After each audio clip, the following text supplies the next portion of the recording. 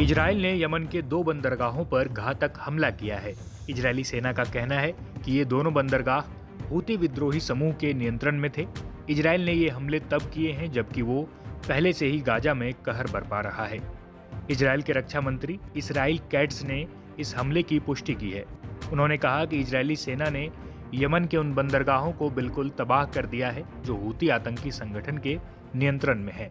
उन्होंने हूती नेता को मारने की कसम भी खाई है। इजराइल का यह हमला हूती समूह द्वारा हाल ही में मिसाइल हमला करने के जवाब में किया गया है। हूती नियंत्रित अल मसीरा टीवी ने बताया कि शुक्रवार को इजराइल ने यमन के हुदैदाद और सलीफ नाम के 2 बंदरगाहों पर हमला किया। हुदैदाद के निवासियों ने जब बड़े विस्फोटों की आवाज सुनी तो आसपास दहशत फैल गई। इजराइल के रक्षा मंत्री इसराइल कैट्स ने कहा, अगर हूती संगठन इजराइल पर मिसाइल हमले जारी रखता है तो उन्हें और उनके नेताओं को भी गंभीर परिणाम भुगतने होंगे।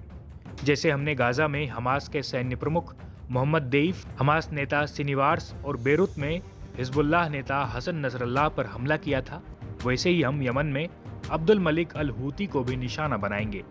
हम किसी भी दुश्मन के खिलाफ अपनी ताकत से खुद का बचाव करना जारी रखेंगे। साथ ही प्रधानमंत्री बेंजामिन नेतन्याहू ने इस कार्रवाई की सराहना की है। उन्होंने कहा, हमारे पायलटों ने हूती आतंकियों के 2 ठिकानों पर सफल हमला किया है। हम हूतियों को और ज्यादा नुकसान पहुंचाएंगे, जिसमें उनके नेता और वो बुनियादी ढांचा शामिल है जिससे वे हमें लगातार नुकसान पहुंचाता आ रहा है।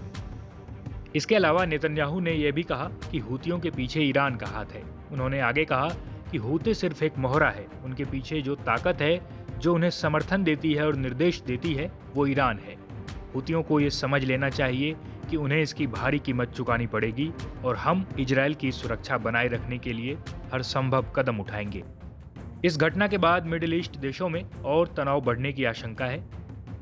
इजराइल ने साफ कर दिया है कि अगर हूती समूह अपना हमला जारी रखता है तो जवाबी हमले और भी कठोर होंगे। इससे पहले शुक्रवार को इजराइल द्वारा गाजा पर किए गए हमलों में 108 लोगों की मौत हो गई और कई लोग घायल हुए हैं।